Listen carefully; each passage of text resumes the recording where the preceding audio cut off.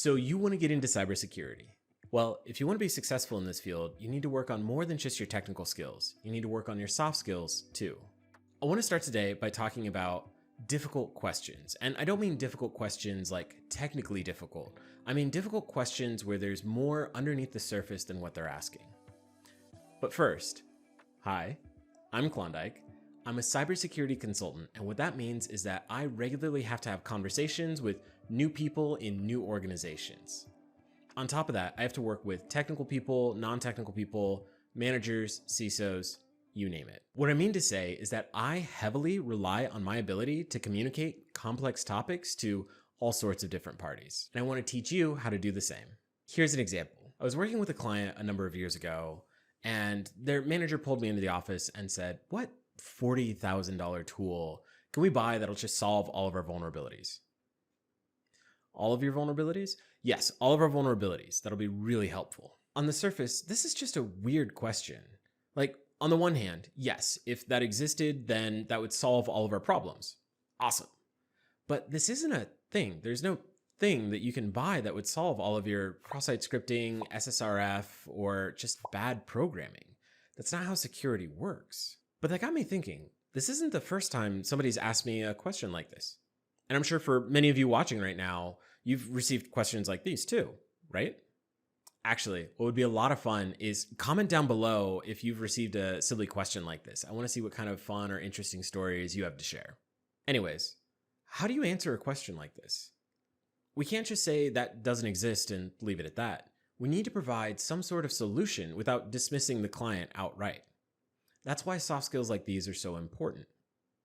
Here's how you do it. Around that same time, I had the luxury of seeing a keynote speech by one of the directors over at Disney World, and they have a really unique way of answering this kind of question. See, they have an exercise called "What time is the 3 o'clock parade?" And it's kind of genius. Here's how it works. Say you're a Disney cast member. Disney calls their people cast members because they're an entertainment company. But say you're a Disney cast member and you're working a food cart, and you see this mom coming up to you with 6 kids in tow. She's tired, she's sunburnt, she's exhausted. And the only thing that she can eke out is, "Excuse me, what time is the 6 o'clock parade?" Again, another silly question, but let's play with it for a moment. Now, it would be all too easy to say, "The answer's in the question, ha ha ha."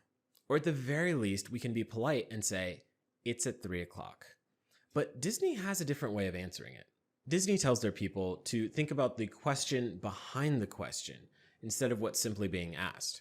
So maybe she's not asking what time the parade starts in general. Maybe she wants to know, what time does the parade start here? Or what time does it show up here, right? The Disney parades, they're pretty big. They take about 45 minutes. They go all around the park. So it might take 20 minutes to get to where she's located right then and there. So a better answer would be, well, the parade starts at 3 o'clock, but it's going to take about 20 minutes to get here. So 3:20. And that's already a better answer. The best answer I've heard was in that same keynote. He said, "Well, the parade's a little later on today, so you're going to want to make sure you eat ahead of time. It's a beautiful show, but with 6 kids in tow, you're probably going to want to see it over on that balcony. That way you don't have to hold anybody up to see over anyone's heads. There's also some shade over there, so it'll give you a chance to cool down as the show goes on. You'll see it come around that corner about 15 minutes after the show starts.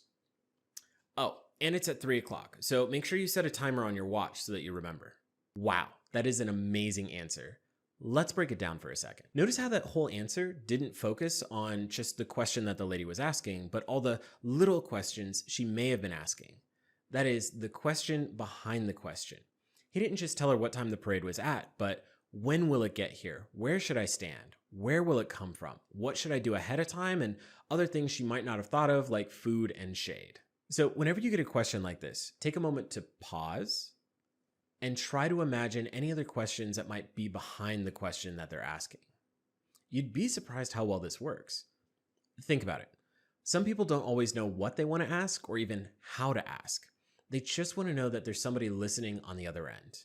And that's a big part of being available to answer questions. Going back to the original question, here's what I said. They asked, "What tool can we buy to solve all of our vulnerabilities?" Well, there isn't any one thing that you can buy that would solve every vulnerability. Look at how we had to use badge access, guest sign-in, and a security guard just to get into this building. Instead, we need to focus on high priority vulnerabilities first. Honestly, if we can't afford code training for all of our developers, what we can do is set up some secure patterns to mitigate entire classes of vulnerabilities all at once. Then we can use secure code review and some basic tooling to enforce those patterns across all of our applications. Over time, this is going to give us a more comprehensive approach to our development, and you'll see a lot of these problems disappear.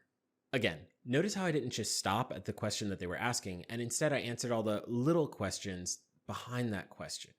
Now it's your turn. Try to think of your 3 o'clock parade question. What are some questions that people have asked you in the past? And try to think of other questions that might be hiding behind them. And then practice answering those. Well, that's all I have for you today. If you like this story, let me know down in the comments down below. I have a lot of things that I want to share from my experience as a consultant, and things that I think will make your job a little easier too, especially around soft skills and networking, on top of all the super techie things that I usually cover.